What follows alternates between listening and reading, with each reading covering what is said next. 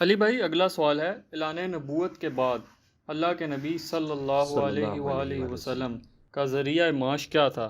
آپ کے جواب کی روشنی میں علماء کرام کے ذریعہ معاش کے حوالے سے بھی عوام الناس میں آپ جیسے لوگوں کی پھیلائی ہوئی کنفیوژن بھی دور ہو جائے گی اور علماء کرام سے متعلق بد زبانیوں کا سلسلہ بھی تھم جائے گا انشاءاللہ تعالی۔ انشاءاللہ تعالیٰ اللہ چاہے گا تو یہ ہوگا، لیکن اگر آپ کے علماء ہی نہ چاہیں کہ ان کے بارے میں بدگمانیاں ختم ہوں تو پھر اللہ تعالیٰ تو کبھی نہیں چاہے گا، کیونکہ اللہ تعالیٰ کبھی کسی قوم کی حالت نہیں بدلتا جب تک کہ وہ اپنی حالت خود نہ بدلے۔ سورہ انفال میں آتا ہے نا کہ جو اللہ کی نعمت سے خود روگردانی کرتا ہے اللہ اس سے نعمت چھین لیتا ہے، اس کی حالت کو بدل دیتا ہے۔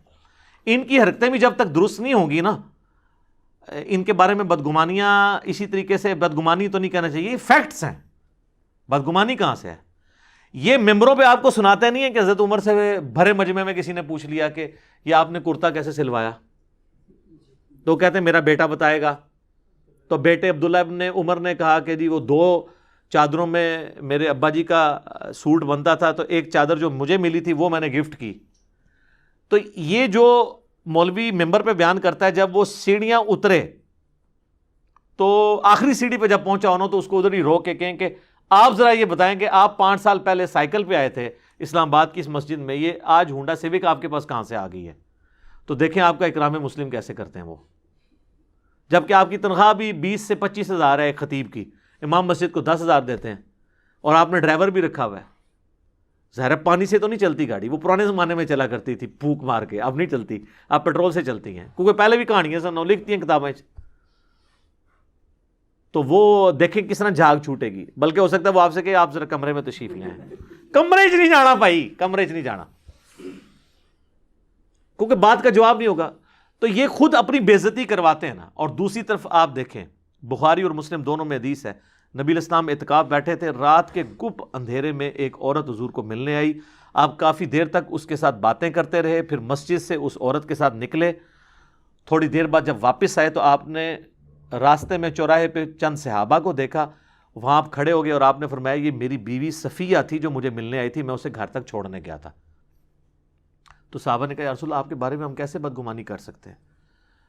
تو آپ نے فرمایا کہ شیطان انسان کے جسم میں خون کی طرح تیرتا ہے، کسی بھی وقت تمہیں وسوسہ دلا سکتا تھا، لہٰذا میری یہ ذمہ داری تھی کہ میں تمہیں کلیئر کرتا۔ اگر رسول اللہ کی یہ ذمہ داری ہے کہ وہ اپنا سٹیٹس اپنے صحابہ کو کلیئر کریں گے جن کو وہ اکاؤنٹیبل نہیں ہے، تو مامیوں تسی کیوں نہیں کلیئر کر دو اپنا سٹیٹس؟ یہ ٹیکس ریٹرن جمع کرواتے ہیں، ان کا لیونگ سٹینڈرڈ دیکھیں۔ پولیٹیشنز کے اوپر تو لوگ بات کرتے ہیں، مولویوں کا ذرا آپ لیونگ سٹینڈرڈ دیکھیں اور ان کی عزتیں دیکھیں۔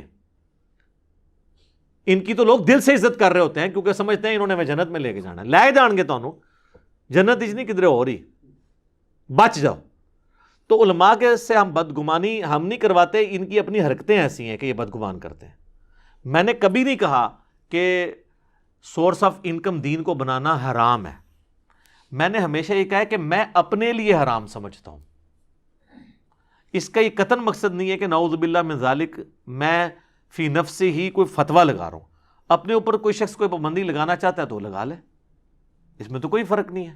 ہاں اس اعتبار سے کہ اگر وہ کہے کہ میں اس کو حرام سمجھتا ہوں اور یہ مطلقاً حرام ہے، پھر وہ ایک ایکسٹریم رویہ ہو جائے گا۔ باقی اس میں یہ مثال دینا کہ حضور علیہ السلام نے اپنے اوپر شہد حرام کر لیا تھا تو اللہ تعالیٰ نے ان کو منع کیا، بھئی حضور علیہ السلام سے تو شریعت بٹنی تھی، اگر آپ شہد حرام کر دیتے امت پہ ویسے ہی حرام ہو جانا تھا۔ اور دوسرا وہ تو ایک ضرورت کی چیز تھی نا، اور ایک شفا والی چیز تھی۔ اگر ایک بندہ کہتا ہے میں نے دین کو سورس آف انکم نہیں بنانا، تو آپ اس کو اس پہ آڑ دلائیں گے کہ نہیں بڑھا تو کھا دین، تو اس کو اپریشیٹ کریں۔ ایک بندہ فری آف کاسٹ کام کرنا چاہتا ہے، آپ کہہ رہے ہیں نہیں نہیں تو پیسے لے کے کر، عقل کام کرتی ہے، دو مختلف باتیں ان کو آپس میں جوڑتے ہیں، ٹھیک ہے نا۔ تو آپ اپنی حلال کرنے کے لیے مجھے نہ بیچ میں تختہ مشق بنائے، میں نے کبھی بھی نہیں، میں نے تو جماعت المسلمین والوں کے خلاف بھی یہ باقاعدہ ویڈیو ریکارڈ کروائی تھی کہ امام مسجد کی تنخواہ درست ہے، نماز پڑھانے کی نہیں، جو بندہ دین کے لیے وقف ہوا ہو، بچوں کو تعلیم دیتا ہو۔ ہاں اگر فی سبیل اللہ دینا چاہتا ہے بہت اچھی بات ہے، اس کے اوپر میرے باقاعدہ ویڈیوز ریکارڈڈ موجود ہیں۔ اب آ جائیں نبی علیہ السلام کی طرف۔ نبی علیہ السلام ایک کامیاب تاجر تھے مکے کے، مکے کی امیر ترین عورت آپ کی بیوی تھی۔ البتہ جب آپ علیہ السلام نے اعلان نبوت کیا تو پھر آپ کے کندھوں کے اوپر ذمہ داری آ گئی دین کے کام کی. تو پھر یہ ہوا کہ آپ کے پاس جو ایسٹ جمع تھے، ظاہر ہے کہ آپ نے کاروبار تو کیا ہوا تھا، تو اسی ایسٹس میں سے آپ علیہ السلام اپنے گزر بسر کرتے رہے. پھر کرتے کرتے جب مدینہ شریف میں آپ علیہ السلام آئے ہیں، پھر وہاں پہ جنگیں شروع ہوئیں، مال غنیمت آیا، تو سورۃ الانفال میں آ گیا کہ مال غنیمت کا 5واں حصہ اللہ اور اس کے رسول کے لیے، یعنی خمس جسے کہا جاتا ہے. اس سے نبی علیہ السلام اپنے بیوی بچوں اور کی دیکھ بھال کرتے تھے فائنینشلی، اور جو آپ کو مہمان ملنے کے لیے آتے تھے. تو پھر آپ کا سورس آف انکم بیت المال ہی تھا. خلفائے راشدین کا بھی سورس آف انکم بیت المال تھا، لیکن جائیدادیں بنانے کے لیے نہیں، سبسسٹنس لیول کے اوپر. دیکھیں نا، یہ بزرگ غفاری نہیں کہتے ہیں، بخاری مسلم میں حدیث ہے کہ یہ سامنے احد پہاڑ دیکھ رہے ہو، تو حضرت ابو ذر کہتے ہیں میں نے سوچا حضور مجھے کسی کام سے بھیجیں گے، تو میں سوچنا شروع ہو گیا کہ میں اتنی دیر میں واپس آ جاؤں گا. تو آپ فرمایا یہ سونے کے برابر بھی یہ سارا پہاڑ سونے کا ہو تو میں 3 دن نہیں گزرنے دوں گا کہ اللہ کی راہ میں اسے خیرات کرتا ہوں. تو نبی علیہ السلام تو خیبر کے بعد اتنی وسعت آ گئی تھی، اس کے باوجود نان و نفقے کی شکایت بیویوں کی طرف سے رہی، حتیٰ کہ آپ کی وفات ہو گئی.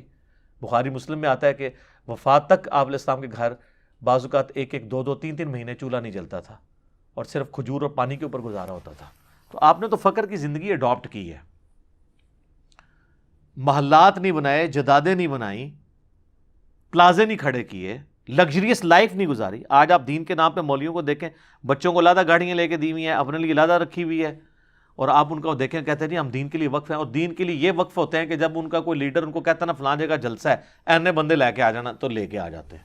یہ وقف ہے دین کے لیے. باقی کو کام شام ان کا کوئی نہیں ہے، وہ آپ کے سامنے ان کی آؤٹ پٹ آپ کو نظر آ رہی ہے. تو نبی علیہ السلام کا ذریعہ معاش جو ہے وہ بیت المال، خمس یہ تھا. اور میں کہتا ہوں کہ جو بندے دین کے لیے فل ٹائم وقف ہیں، باقی امت کی ذمہ داری ہے کہ ان کی ضروریات کو پورا کریں. لیکن ضروریات بالکل بھی یہ نہ ہو کہ ان کو آپ مطلب وہ فقر والی حدیثیں سنا کے ان کو ماری دیں. یعنی ان کے بچوں کی تعلیم، سارا خرچہ جو ایک عام نارمل ہے وہ تو ہونا چاہیے نا. صحیح بخاری میں آتا ہے کہ حضرت ابوبکر صدیق رضی اللہ تعالیٰ عنہ جب خلیفہ بنائے گئے، تو یہ آپ کو مشکات میں بھی حدیث حکمرانی والے چیپٹر میں مل جائے گی. تو حضرت ابوبکر نے صحابہ کو مشورے کے لیے جمع کیا اور کہا کہ دیکھو میرا بڑا اچھا خاصا کاروبار چل رہا ہے اور میرے بیوی بچوں کا خرچہ نکل رہا ہے، لیکن اب تم نے میرے اوپر یہ ذمہ داری ڈال دی ہے حکومت. اور یہ حکومت چلانی آج والی حکومت چلانی نہیں تھی سر، کہ چلائی نہ چلائی برابر ہے، بس اپنے پرکس لے لیے. وہ تو ادھر آپ دیکھیں کتنے فتنے تھے جن کے اوپر حضرت ابوبکر صدیق کو ہر وقت ٹینشن کی زندگی تھی، جنگوں کی زندگی. تو دیکھو بھائی میں اب تو اس طریقے سے تو اپنے بال بچوں کو بھوکا تو نہیں مار سکتا. پھر صحابہ نے مشورہ کیا کہ جی آپ کا وظیفہ ہم بیت المال سے لگاتے ہیں، آپ مسلمانوں کے لیے نظام حکومت چلائیں اور مسلمان بیت المال کے ذریعے آپ کی اور آپ کے گھر والوں کی پرورش کریں گے. تو اسی کی ماڈرن فارم یہ مسجد کمیٹیاں، کیونکہ اب حکومت کا تو بیت المال کا سسٹم نہیں چل رہا. مسجد کمیٹیاں جو چندہ اکٹھا کرتی ہیں، اسی میں سے جو ہے وہ مسجد کے امام کو یا خطیب کو یا جو لوگ دین کے لیے وقف ہیں ان کی خدمت کرتے ہیں. تو یہ بالکل جائز ہے. نماز پڑھانے کی تنخواہ نہیں. وہ سنن نسائی میں حدیث ہے، اور امام حاکم نے امام مسلم کی شرط پہ اس حدیث کو صحیح کہا ہے کہ کسی ایسے شخص کو اپنا مؤذن مقرر نہ کرو جو اذان کی اجرت لے. تو جب اذان کی اجرت لینا حرام ہے تو نماز کی اجرت بھی حرام ہے. نماز وہ اس نے ویسے بھی پڑھنی تھی اور جماعت سے ہی پڑھنی تھی، اس کی تنخواہ نہیں وہ لے گا. ہاں جو دین کے لیے وقف ہوا یعنی فل ٹائم مسجد میں اپنا وقت گزارتا ہے، مسجد کی دیکھ بھال کرتا ہے، محلے کے بچوں کو قرآن پڑھا دیتا ہے، اور باقی سارے جو سائیڈ بزنس جسے کہتے ہیں ہم دین کے حوالے سے وہ کر رہا ہے. یہ نہ ہو کہ اسلام پھیرتے ہی جا کے ٹیوشن پڑھانے شروع ہو جائے. لیکن ظاہر ہے وہ بیچارے اس لیے کہ تنخواہیں نہیں نا ان کو دیتے. میں تو کہتا ہوں ان کی ہینڈسم تنخواہیں ہونی چاہیے. آج کے زمانے میں امام مسجد کو 5,000 یا 10,000 کوئی تنخواہ ہے مجھے بتائیں.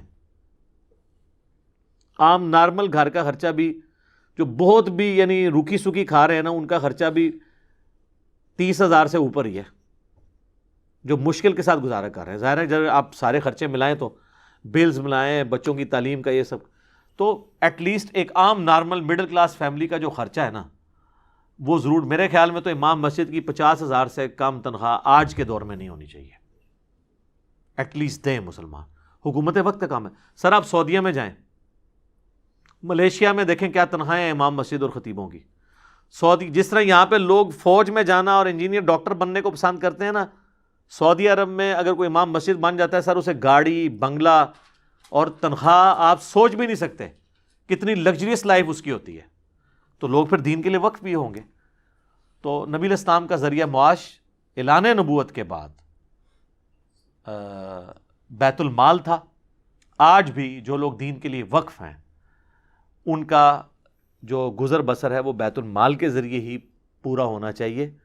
ہم یہ جو بار بار کہتے ہیں نا کہ جی دین کو سورس آف انکم نہ بنائیں، وہ اس اعتبار سے کہتے ہیں کہ اس فطرے میں پڑھ کے، جیسے ہم زیادہ دولت کوئی حرام تو نہیں ہے، لیکن ہم کیا کہتے ہیں، اے اللہ ہمیں دولت وہ دینا کہ حضرت عثمان والی دولت ملے، کہ پھر اتنا جگرا بھی ہو کہ اللہ کی راہ میں خرچ کریں. ٹھیک ہے نا جی. تو اس لیے ہم کہتے ہیں یا تو اگر ہم اس فتنے میں پڑھ رہے ہیں اس آزمائش کے اندر، تو پھر یہ نہ ہو کہ ہم جدادیں بنائیں، پر پھر سبسسٹنس لیول کے اوپر ہی لائف گزاریں.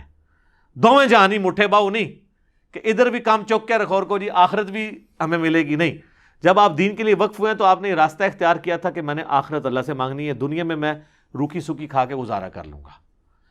دین سے جدادیں بنانا یہی وہ چیز تھی جو ابو ذر غفاری کا بنو امیہ سے جھگڑا رہتا تھا. ان کو نہیں پتا تھا کہ مطلب بندہ مال جوڑ سکتا ہے کہ نہیں. یعنی آج جو عام بندے کو زکوٰۃ کے مسئلے پتہ ہیں، ابو ذر غفاری کو نہیں پتا تھا کہ بھئی زکوٰۃ اگر کوئی دے دے تو مال جوڑ سکتا ہے. ان کو سب کچھ پتا تھا، لیکن وہ کہتے تھے تم تو نبی کے صحابہ ہو، تم تو امت کے لیے رول ماڈل ہو.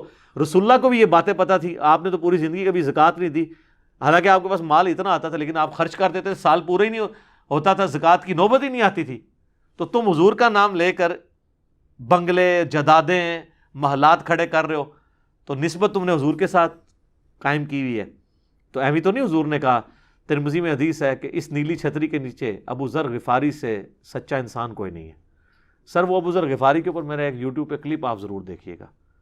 ٹھیک ہے، سیدنا ابو ذر غفاری صادق رضی اللہ تعالیٰ عنہ علیہ السلام. تو آپ کو پتہ چل جائے گا کہ یہ زہد کی زندگی کس چیز کا نام ہے. نبی علیہ السلام نے پھر پوری زندگی زہد کی گزاری ہے. وہ جو بخاری مسلم کی حدیث ہے ایلا والی، جو آپ 1 مہینے کے لیے اپنی بیویوں سے ناراض ہو گئے تھے، تو گھر کی چھت پہ آپ تھے، تو حضرت عمر ملنے کے لیے گئے، تو آپ کے تو اوپر بھی کوئی قمیض نہیں تھی، صرف تہمت باندھی ہوئی تھی اور چٹائی پہ لیٹے ہوئے تھے. حضرت عمر کے آنے کی وجہ سے جب بیٹھے تو چٹائی پہ کے نشان تھے. حضرت عمر نے رونا شروع کر دیا، یا رسول اللہ آپ تو اللہ کے رسول ہیں، اور کیسر و کسریٰ رومن اور پرشین امپائر کے جو سربراہ ہیں وہ تو دنیا کے مزے لوٹ رہے ہیں، اور آپ اللہ کے رسول ہیں، آپ زیادہ حقدار ہیں.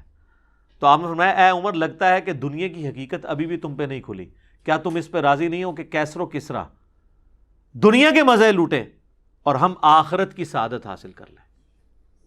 اور پھر حضرت عمر نے یہ ایسی نصیحت پلے باندھی ہے کہ نہ حرام کھایا ہے نہ کسی کو کھانے دیا اپنے دور کے اندر. ٹھیک ہے، اور بس وہی چیز تھی کہ وہ جیسے ہی وہ سیدنا عمر شہید ہوئے ہیں تو پھر وہ ڈسپلن لوز ہونا شروع ہو گیا. اور پھر جب وظیفے لگنے شروع ہوئے تو پھر ظاہر ہے جب آپ وظیفوں پہ کوئی چلا جائے تو اس نے کام کدھر سے کرنا ہے. آپ دیکھ لیں باہر کے ملکوں میں جو گئے ہیں اپنے وظیفے لگا کے بیٹھے ہوئے، نوکریاں تو کرتے ہی کوئی نہیں. تو یہ وہ آج بھی مینٹالٹی وہی موجود ہے. تو اللہ تعالیٰ ہمیں اس فتنے سے بچائے. اللہم انی اعوذ بک من فتنۃ الدنیا وعذاب الآخرہ، آمین. ٹھیک ہوگا جی.